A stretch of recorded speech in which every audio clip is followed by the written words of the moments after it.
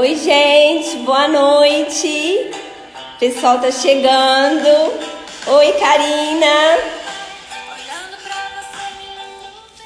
Gente, a Joyce já tá aqui, eu vou colocar ela, a doutora Joyce, né? Gente, aqui embaixo tem um aviãozinho. Envia essa live para suas amigas, para os conhecidos, para quem tem filho. Ajuda a gente a divulgar aí, para mais gente participar conosco nessa live, tá bom? Vocês estão me ouvindo bem? Tá bom o som?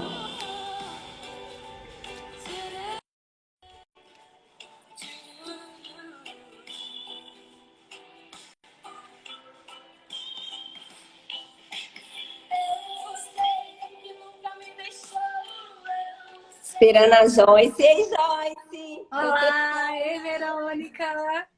Tudo bem? Tudo bem? E você? Tudo jóia!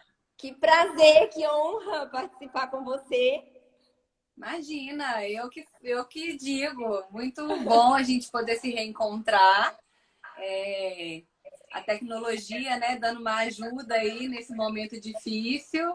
E que bom que a gente tem esse meio de comunicação, né? É verdade. Joyce, fala um pouquinho.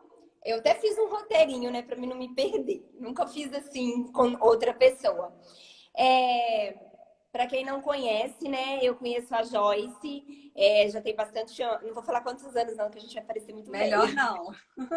Mas a gente era adolescente na Batista Missionária. Eu tava pensando hoje assim, falei assim, o que mais me marcou eram aquelas festas que a gente fazia de Dia das Crianças, que a gente se vestia de criança, com chupeta, chuquinha, não é Verdade. verdade? Bons Aí eu queria que momentos. você... Bons momentos. Queria que você falasse para o pessoal, estamos entrando ainda, um pouquinho da sua formação. Então, eu sou psicóloga clínica, já há 15 anos, trabalho com crianças, adolescentes, atendo adultos também, mas o meu foco principal é em crianças e adolescentes. E tem um consultório no Caiçara, no bairro onde eu moro aqui em Belo Horizonte, e trabalho numa clínica também, uma vez por semana, no bairro de Lourdes. Então, já tenho um tempinho aí de chão trabalhando nessa área. O que te moveu a trabalhar com crianças e adolescentes? Na verdade, eu acho que eles me escolheram, né? A gente sempre fala que a gente sabe quando a gente vai trabalhar com prazer, né? Com amor. Então, a gente sai realizada de uma sessão. Então, na verdade, praticamente eles me escolheram, assim.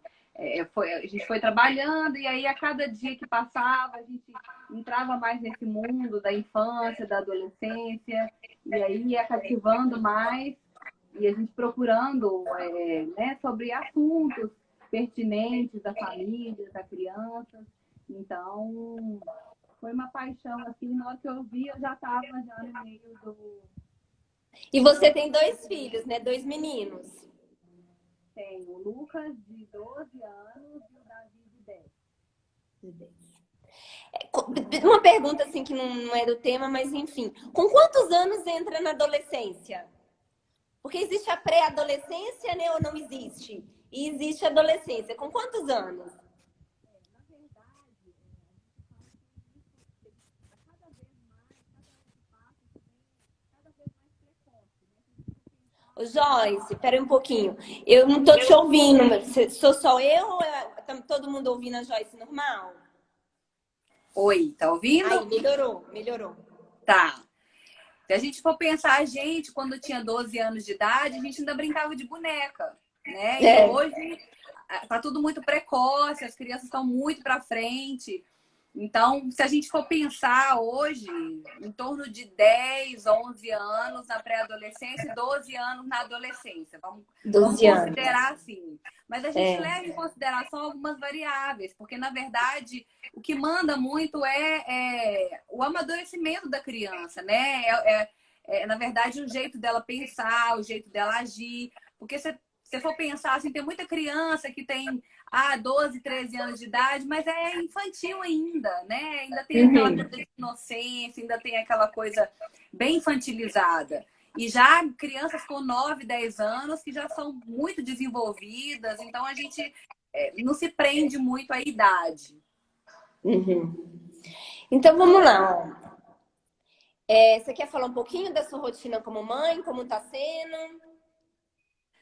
Bom, na verdade, mudou tudo, né, Verônica? A gente tinha uma rotina de escola, de passeios, e aí, quando veio a quarentena, a gente levou aquele baque, né? Nossa, mudou tudo.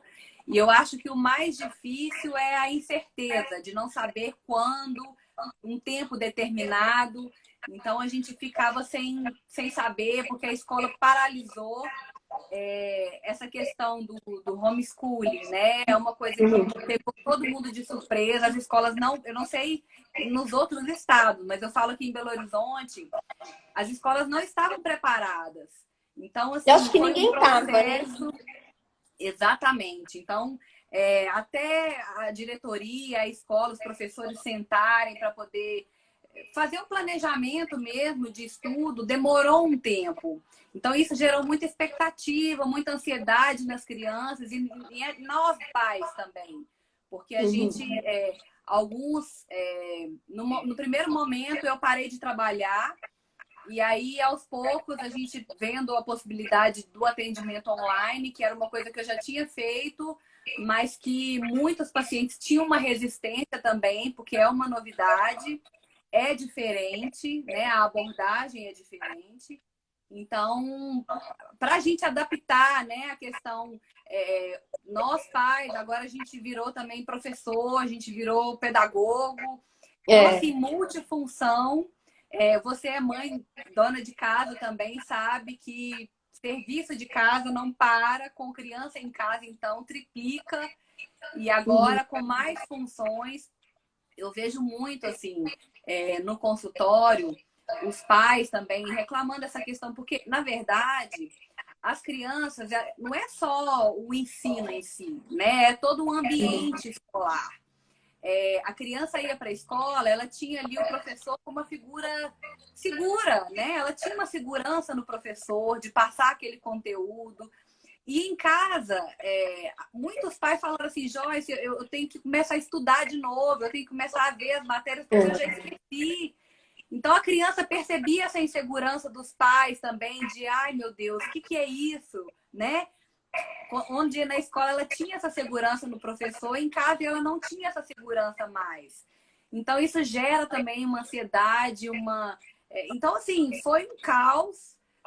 Agora assim, a gente está começando a ter uma rotina, porque eu acho também que a gente não pode fazer tudo com muita pressão, sabe? Assim, porque eles têm uma resistência muito grande. Na verdade, eles não aprenderam a estudar diante de um computador, né? O computador era só para lazer.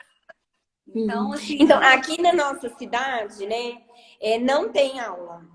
Porque a grande maioria dos alunos, das crianças, frequentam a escola municipal, que é a da prefeitura. E os maiorzinhos, né, acho que a partir do 5º ano, eu me perco um pouco. Mas eles que frequentam a escola estadual tá tendo, através do YouTube, eu não vou dizer que é tipo um EAD, né, uma palestra. Aí eu consegui, né, o horário e coloquei os meus para assistirem. É 1h30 só de aula. Então, assim, no início, acho que só tem 15 dias, mas no início não tinha rotina nenhuma disso tudo. Aí eu via todo mundo falando, meus filhos estão no EAD, né, no ensino à distância, no homeschooling. Aí aquilo me dividiu, porque assim, eu via pessoas falando que aquilo não foi feito, né, não foi pensado, não foi mesmo, para as crianças ficarem ali. Aí eu, ai, que alívio, então os meus, né, não estão sofrendo essa angústia. Mas depois eu falei assim, nossa, mas está faltando uma rotina. Porque, né, ninguém... Aí eu falava, vamos fazer alguma coisa, vamos ler um livro. Aí eles passavam assim com o livrinho, folheava e jogava lá e não ia fazer nada.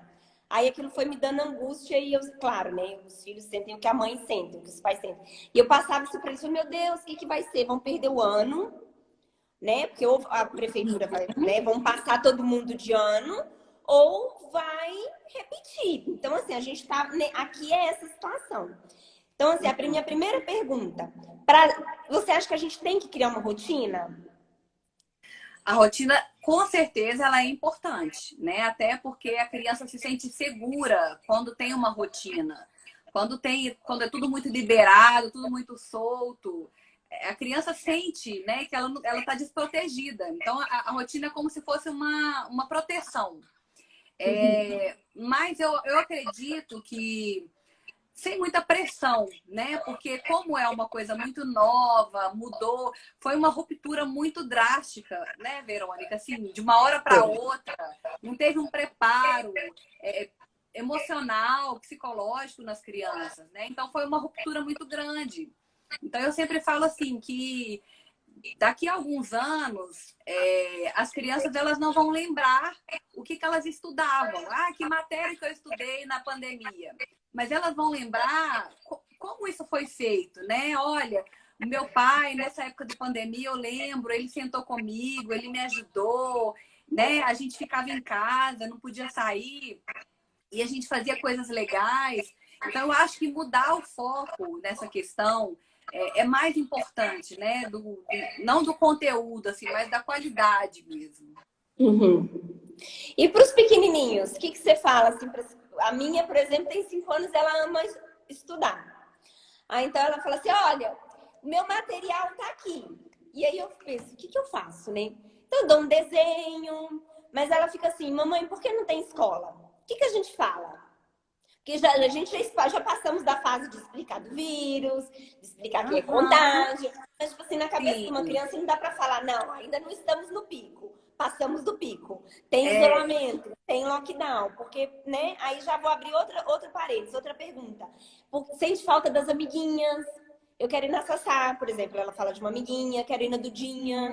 Sente falta de ir na igreja, mesmo tendo culto online. Então, assim, né? Foram 2 perguntas. O que a gente faz com uma criança assim? O que a gente fala?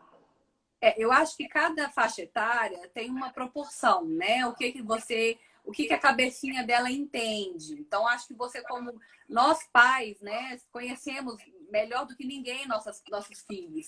Então, eu acho que não assim dar informação demais, né? Responder o que ela te pergunta. Por exemplo, ai, mamãe, por que a gente não está indo na escola? Olha, filha, tá todo mundo em casa, porque a gente está cuidando da nossa saúde, porque tem um bichinho, né? E aí, com jeitinho, a gente explica. Mas assim, sem falar, olha, tá tendo mortes, sabe? Essa coisa assim. Acho que a gente tem que resumir no que ela pergunta e explicar de uma forma clara, com as palavras com que você sabe que ela vai entender pela idade dela, né? Uhum.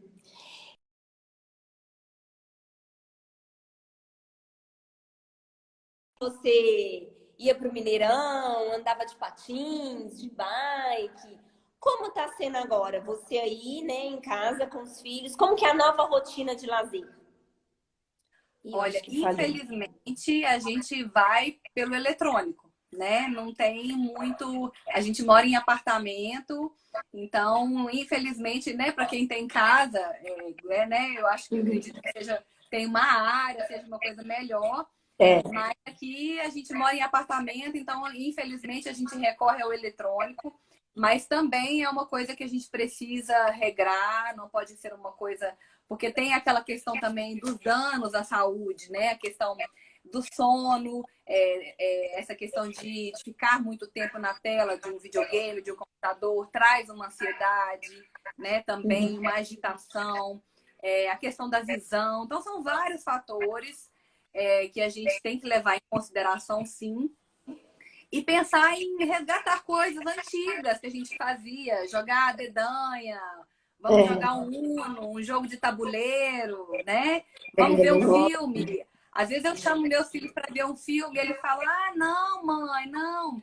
E aí não, vamos ver sim, vamos ver. E aí depois que a gente vê, eu pergunto para eles assim, e aí, vocês gostaram? Nossa, foi muito legal, adorei e tal. Então, acho que a gente precisa tirar eles um pouquinho dessa rotina, quase que à força, assim, né? Mas e que eles acabam gostando e que seja um momento prazeroso, seja um momento de qualidade. Uhum. Você acha legal estipular um tempo? Na verdade, assim, deixa eu Acho. falar assim antes. Eu sou anti-telas, né?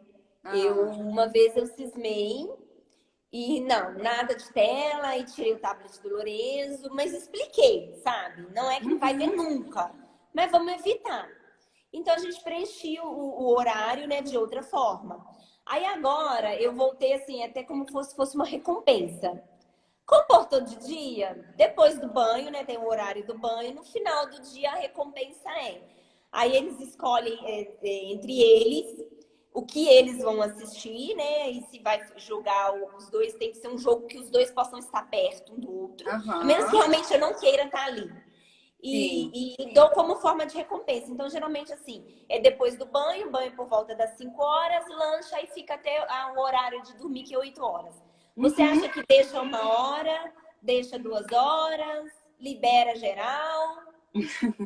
Não, eu acho que liberar geral nunca, né? Até porque a gente precisa ter regras, né? A gente precisa ter ali uma disciplina, porque na verdade a gente está. Até essas regras que a gente impõe, a gente está educando, né? Então a gente precisa ter um limite, manter ali uma rotina de regras, de horário.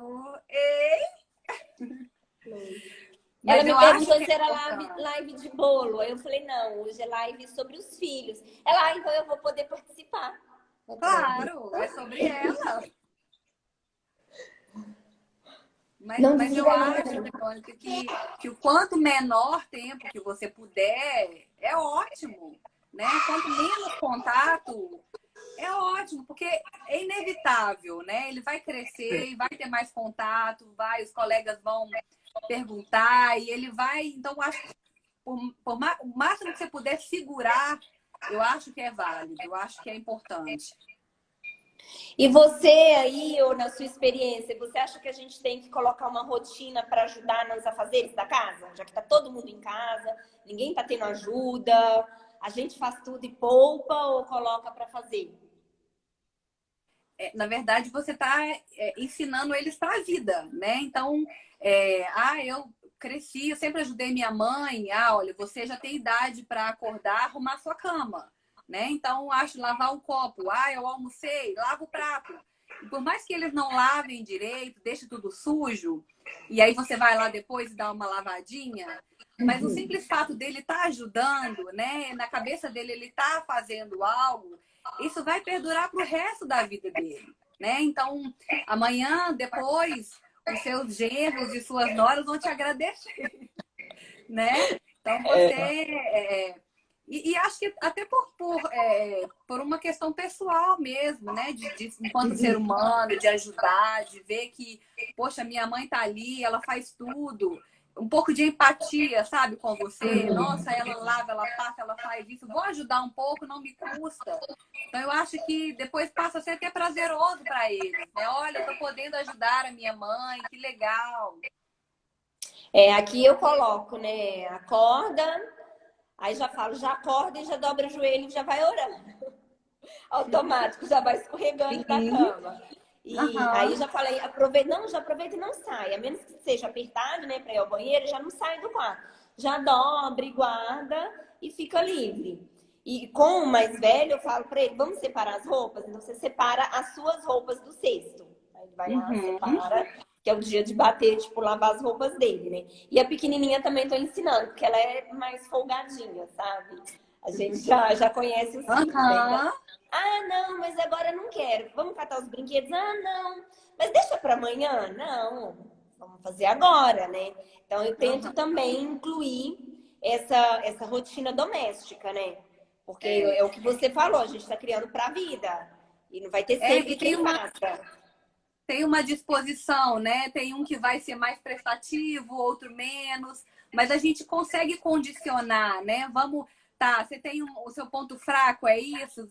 Você não é tão prestativo, então vamos vamos trabalhar isso, que aí vamos desenvolver, que aí até, né, e para outras questões também ele vai desenvolver esse lado que ele não é tão bom, para que seja mais ativo, proativo.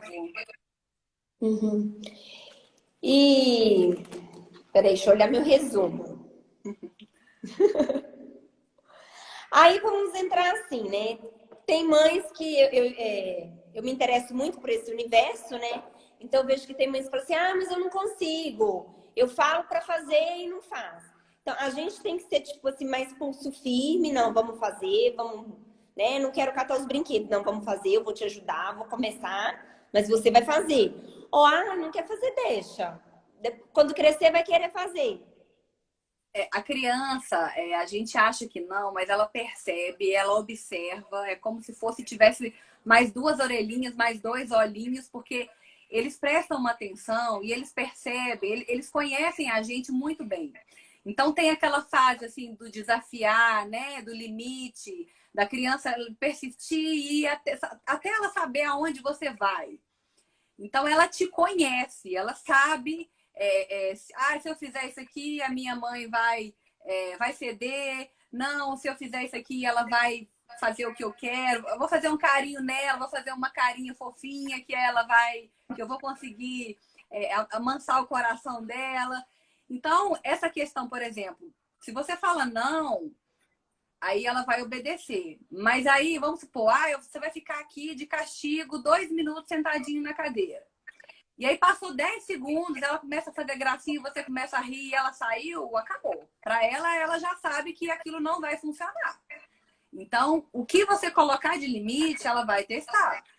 E aí, se ela testar e ver que ela consegue infringir, aí não tem jeito. Então, por isso que a gente precisa ser firme, porque eles sabem o que funciona, o que não funciona. Uhum. E aí na sua casa, como que é? Conta pra gente. Nessa Olha, questão. eu tenho dois filhos bem diferentes, assim. O Lucas mais velho, ele é mais fechado, mais calado, mais assim, muito mais estudioso também. Com ele eu não preciso falar muitas vezes, não. Mas o Davi, que é o mais novo, ele te testa e ele quer te vencer pela insistência, sabe? Assim, não, por favor, não. Mas por quê? Então ele vai tentando ali até você falar um sim. E aí quando eu falo assim, olha, não adianta, não tem questionamento, a minha última palavra é essa e pronto. Aí ele sai bravo lá, mas eu tento manter o máximo a postura, porque a gente também tem que ser justa, né? Fazer para um, fazer para outro. Mas é saber também trabalhar com a personalidade de cada um, né? Porque a gente educa da mesma forma, mas eles são diferentes, né? Eles têm uma predisposição, cada um, de um jeito. Uhum.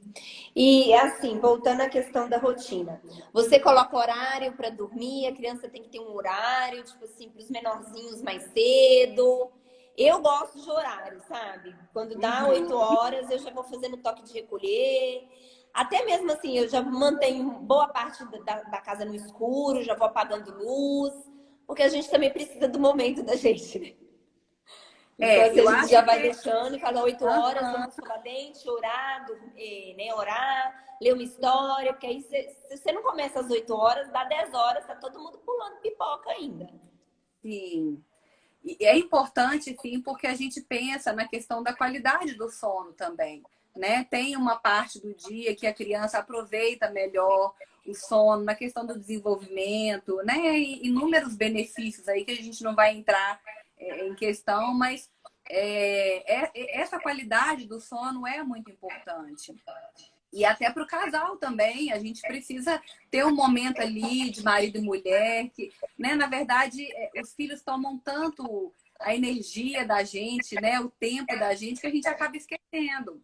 Então é importante, assim, olha, agora é o momento das crianças deitarem. Aqui em casa, por exemplo, eu até diminuí um pouco, porque eles estavam dormindo muito tarde, porque a gente dorme muito tarde. Então eles iam que acompanhavam a gente.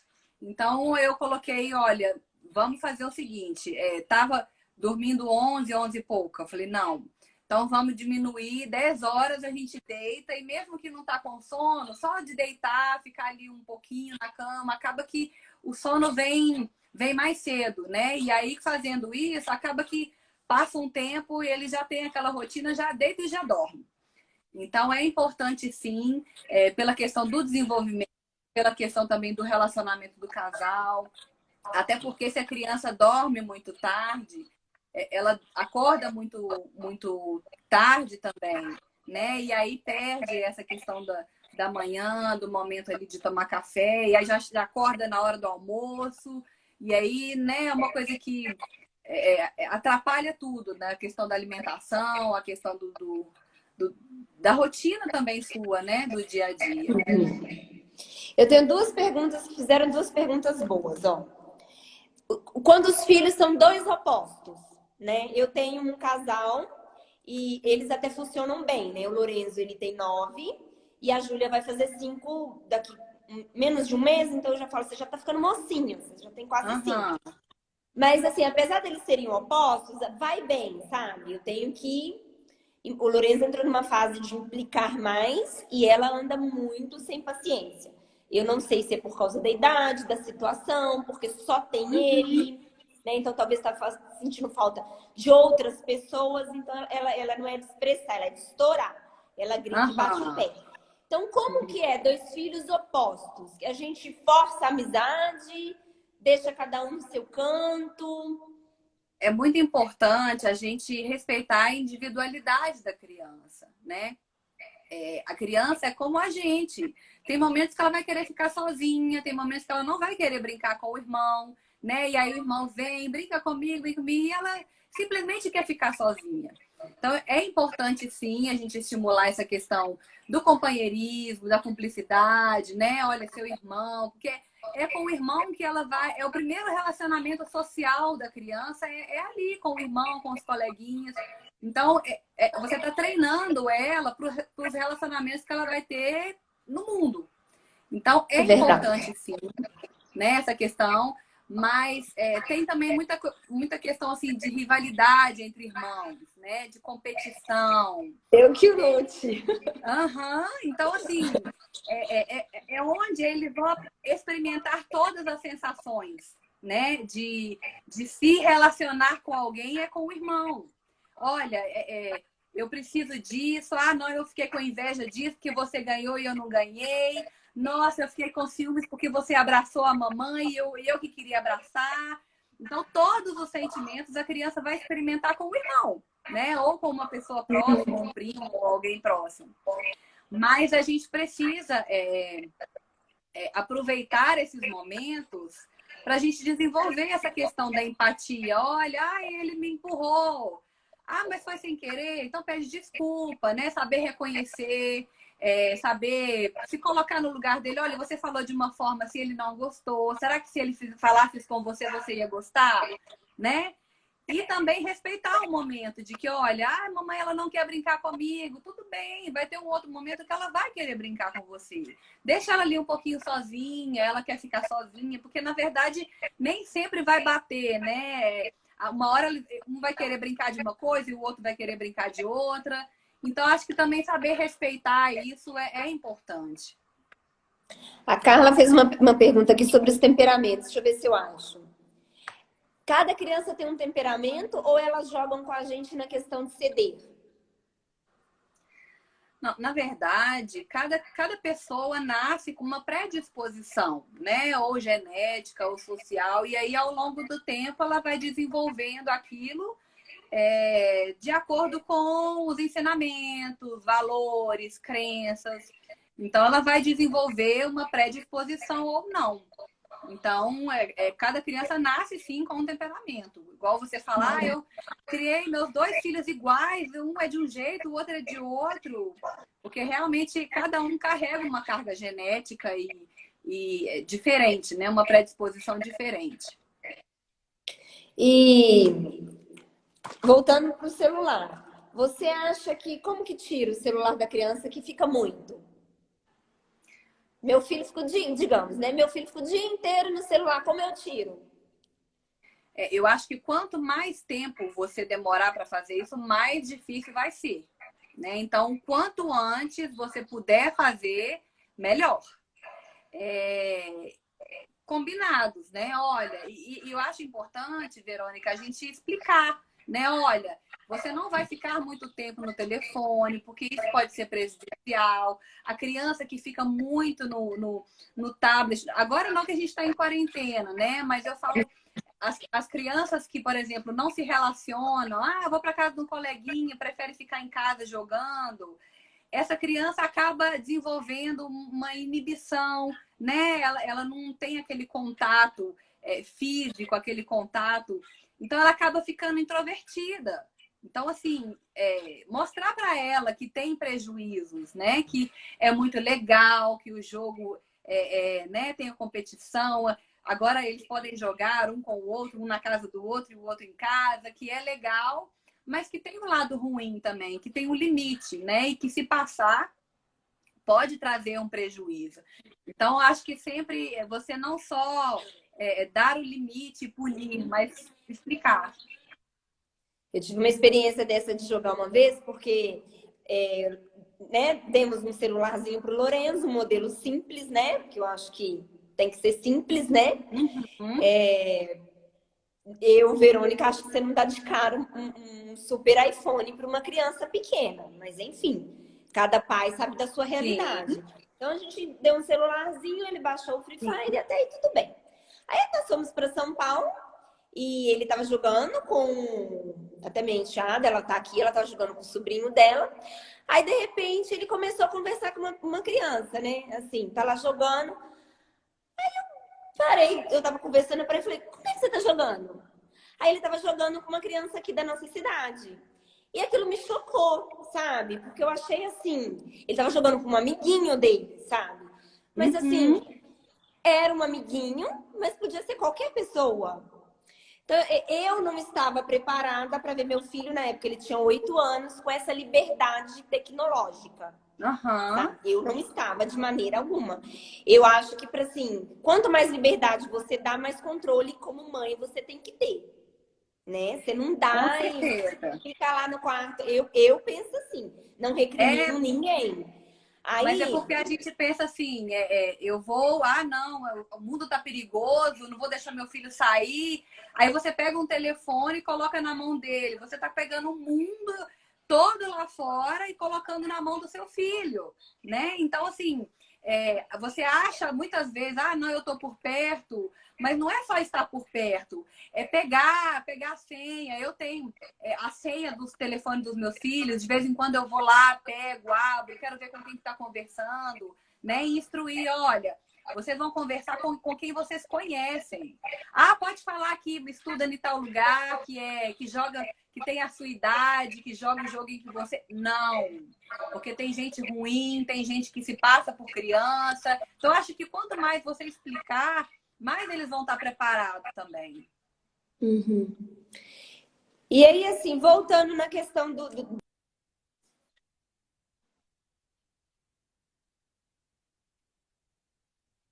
entender o que está sendo exposto, qual é a dica para os pais? Você fala em que sentido? Força, não, vai prestar atenção mesmo. Não, deixa um pouco, relaxa, depois recupera. Olha, eu acho que nem um extremo nem outro, né? Eu acho que a gente tem que procurar um equilíbrio, sem muita pressão. Porque, na verdade, como a gente, né, falou no início, assim, mudou a metodologia. A criança, ela sentava numa sala de aula, ela via o professor com uma figura segura, que estava ciente do que estava passando para ele, era 100% aquilo mesmo. Ela tinha um relacionamento com os colegas, né? Não era uma coisa assim, só de ouvir, né? O professor falava, questionava, e aí um coleguinha falava, dava uma opinião. Então, isso tudo traz uma sensação mais leve, né? Até para você também captar, para você aprender, entra de uma forma, né? Quando o professor dá um exemplo, quando o coleguinha fala, professor, isso que você está falando, aconteceu isso na minha casa, ou eu já vi isso em algum lugar. Então, isso tudo contribui para a memória também. Então, quando é no computador, que o professor fala, e a criança está ali absorvendo, não é a mesma coisa. Né? Eu até ri do meu filho outro dia, que chegou para mim e falou assim, mãe, eu tô tendo aula de educação física, a professora falando da base do basquete, do não sei o que tem que, da posição. Mãe, eu não quero saber de basquete. Né? Na educação física, eles jogavam basquete. Então, assim, agora, para que ele tem que saber regras? Então, assim, aí eu falei, tá bom, então não precisa ver, não. Pode deixar. Mas a matemática, o português, você vai sentar lá e vai ver. Então, eu acho que é tentar procurar, tentar achar um equilíbrio, né? Nem exigir demais e nem também deixar muito relapso também. O que você acha que vai ficar para eles desse período? Você acha que vai, não vou dizer o termo trauma ou sequela. O que vai ficar na cabecinha deles? Eu acho que nós nós pais, né, somos muito responsáveis por essa fase. O que vai ficar na cabeça deles? Igual eu te falei, eu acho que eles não vão lembrar da matéria, né? Porque se eles não vão aprender, eles não estão aprendendo nada, tá? Mas o ano que vem, daqui, eles vão aprender, né? Eles ainda têm tempo para isso. Mas essas questões, por exemplo, de ver os pais, né, sendo muito rígidos, ou então, às vezes, o pai descabelando, ai, não sei o que vai ser da minha vida. Muitos pais, eu entendo também essa questão, né, de muitos pais perderem o emprego e tá ali naquele ambiente, não poder esconder do filho. Então, os filhos vivenciam muito as emoções dos pais. Então, é muito importante a gente ter esse cuidado de como passar para eles essas emoções nossas, né? De ver, olha, o que eu estou deixando ligado de televisão na minha casa? O que meu filho tá percebendo?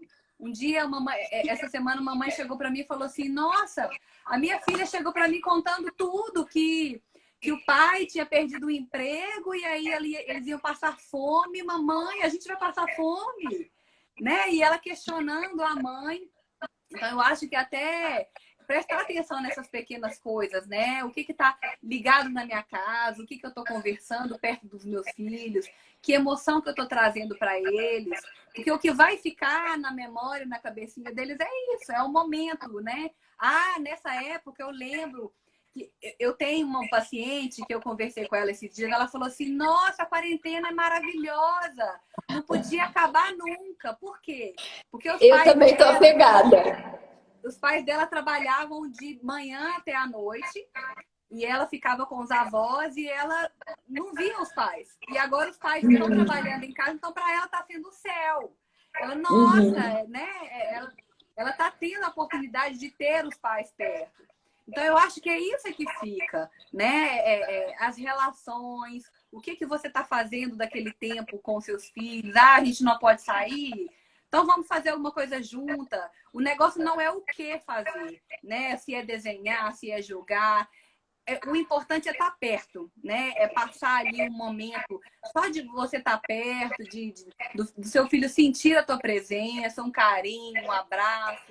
Então, acho que é isso que vai ficar. Você citou sua paciente. Qual é assim?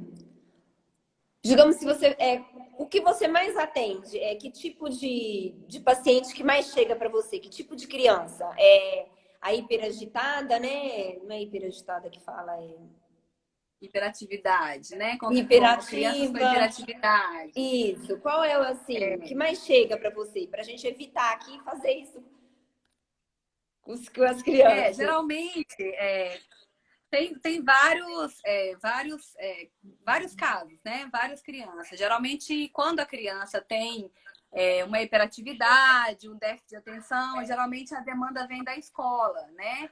Geralmente a escola percebe e chega para o pai e fala, olha, eu acho que seria legal você levar no profissional. Então, a gente faz até um trabalho conjunto com a escola. Mas, por exemplo, na clínica que eu trabalho uma vez por semana, eu atendo muitos autistas, crianças, tanto de 3 aninhos, quanto de adolescentes de 12, 13 anos com quadro de autismo. Então, assim, são vários, né, abordagens, várias demandas, mas são coisas que a gente vê muito essa questão agora, nesse período, por exemplo, a questão da ansiedade. Né? Muitos pais vêm procurando, olha, meu filho tá chorando, tá com muito medo, não tá querendo dormir sozinho, porque tudo é muito incerto. E aí, quando eles esperam que os pais tenham uma resposta, o pai não tem uma resposta.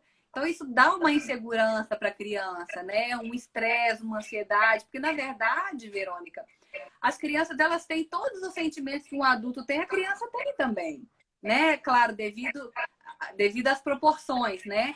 Mas e às vezes, muitas vezes, elas não sabem lidar com essas emoções, né? Então a gente faz um trabalho de identificação dessas emoções e aí ensinando cada criança, olha, você está sentindo isso? Isso se chama ansiedade. Então toda vez que você vai fazer uma prova, você fica ansioso e aí a gente explica para ela o que é a ansiedade, como que ela vai trabalhar com aquilo. Então, o processo é de identificação e essa questão de como controlar as emoções. Se o pessoal tiver alguma pergunta, pode escrever aí.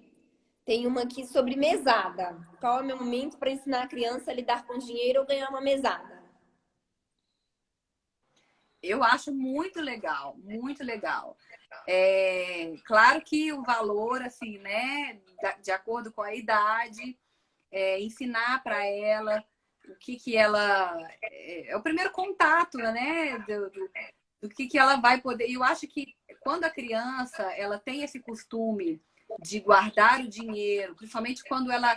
Ah, eu vou juntar. O que você quer comprar? Eu quero comprar isso. O dinheiro dá? Não dá. Então, vamos esperar. Então, essa questão de noção, né? E aí, quando essa criança tem o dinheiro e ela consegue comprar aquilo que ela queria, experimentar essa sensação de conquista, né? Então, eu acho que tudo é experiência, é tudo enriquecedor. Então, eu acho muito válido. Dá para você trabalhar muitas questões em relação a essa questão de financeiro com a criança. Você acha que tem uma idade?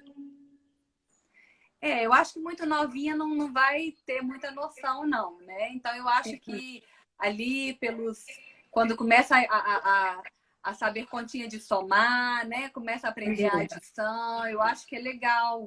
Você ter, né? Até para ela começar também a associar, a levar essa questão para a prática, né? Deixa eu ver se tem mais alguma pergunta. Tem algum... A espiritualidade para a criança, como trabalhar? Eu sempre escuto do meu pastor Jorge, que ele fala que a criança, antes dela acreditar em Deus, ela acredita nos pais, né? Então, o pai, para ela, é uma referência de certo e de errado. Então, nós temos muito essa responsabilidade com os nossos filhos, porque a gente que vai apresentar Deus para eles. Então, a gente precisa, né, ter uma sabedoria, claro que de acordo com a idade, cada criança saber, né, até essas bíblias infantis é um instrumento muito legal para usar e entender, fazer elas entenderem que também elas têm, igual a gente vai dormir aqui em casa, meu filho, ai, mãe, faz a oração. Eu falei, não, agora é o seu momento, né? Fazer eles entender que eles precisam ter uma relação com Deus, né? A gente faz uma oração em família, vamos fazer. Mas vai ter que ter um momento que é você e ele, né? Então, ensinar para ela também que ela precisa ter esse momento dela, ensinar. A gente fala assim, né? Como ensinar nossos filhos a orar. Então, é sempre agradecer, né? Louvar, porque a gente tem muito essa coisa de pedir, né? Ai, quero isso, abençoa isso. Mas eu acho que a gente ensinar também a ser grato e a adorar, a adoração, eu acho que é a base de tudo.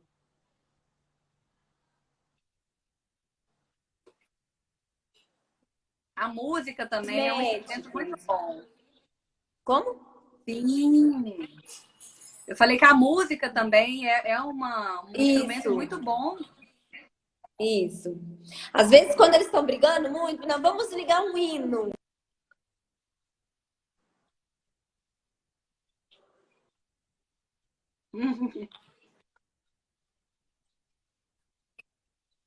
E na nossa casa, aí a Júlia fica lá, ela arruma um microfone e fica lá na frente da televisão cantando.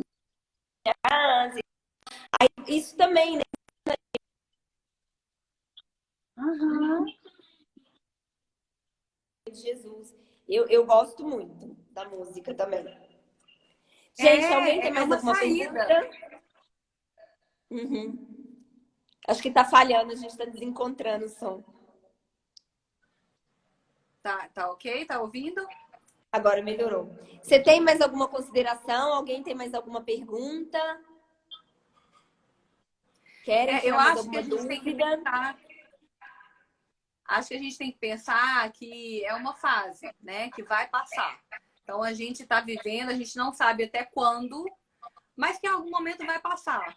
Então acho que a gente tem que pensar no sentido de que ver também um pouco o lado positivo, né? Não só olhar o lado negativo disso. É uma questão também para a gente exercitar a nossa fé, né? Trabalhar questões que a gente às vezes nem pensava, nem dava, né? Muita gente fala, ah, nossa, qual falta da igreja eu estou sentindo. É Então eu acho que verdade. muitas pessoas dão valor quando tem também uma restrição, uma perda. Então, acho que pensar, né, refletir um pouquinho nessa questão do lado positivo, do que está trazendo para nós, enquanto seres humanos, enquanto reflexão, enquanto pensar no próximo. Eu acho que, né, isso faz a gente crescer. Faz. Tem uma pergunta: criança pode ter toque? Depende da idade. A gente fala que crianças podem ter traços de toque, né? Dependendo da idade, a gente não faz um fechamento, porque como a criança está em desenvolvimento, né? A criança não está fechada em formação, ela está em formação. Então a gente trabalha sempre com traços. Ela tem traços de toque. E a gente vai trabalhar em cima, né? Até chegar numa idade que a gente possa dar um diagnóstico. Deixa eu ver se tem mais alguma pergunta. Ah, sua mãe tá falando pra gente fazer mais uma live. Eu já tenho até o tema da próxima live. Eu tava olhando Que bom! no seu perfil de psicologia e você postou uma coisa. Eu tô até tentando achar aqui, deixa eu ver se eu te acho. Porque você postou uma coisa muito interessante e aquilo ali me atingiu. Só falei, eu preciso trabalhar essa área de relacionamento Uhum, interpessoal, sabe? Eu acho que a gente. uhum. Deixa eu ver onde você me marcou, que eu vou conseguir te achar. De Todos relacionamento nós temos uma interpessoal, acho que área que você falou precisa assim que ser é pra gente trabalhada, né? não. Acho que você postou assim, não vou achar agora. Mas que é pra gente sempre falar, que quando não tá, né, gostando de alguma coisa, falar com jeitinho, porque senão você vai juntando e depois você. Ah! Então eu acho que era uma boa a gente falar Na de verdade, relacionamento interpessoal. porque a gente guarda os sentimentos e de alguma forma ele vai querer sair. E se não sair pela fala, ele vai sair pelo físico, né? A gente chama da sintomatologia. Então, muita gente fala, ah, eu tô sentindo isso, fui no médico, não é nada, não deu nada, né? Então, é emocional. Provavelmente é alguma coisa emocional. Porque é um sentimento que ele precisa sair de alguma forma. Então, é mais fácil que a gente conduza ele para que saia pela fala, né? Mais fácil. Com jeitinho, com calma. Sim. E também nós vamos falar na próxima live como se relacionar com o husband, com o esposo, com o marido nessa quarentena, né? Porque no meu caso, né, que não Nossa, eu trabalha, não. então você sente, né, a sobrecarga em cima do esposo. Aham. Acho que é um tema bem legal.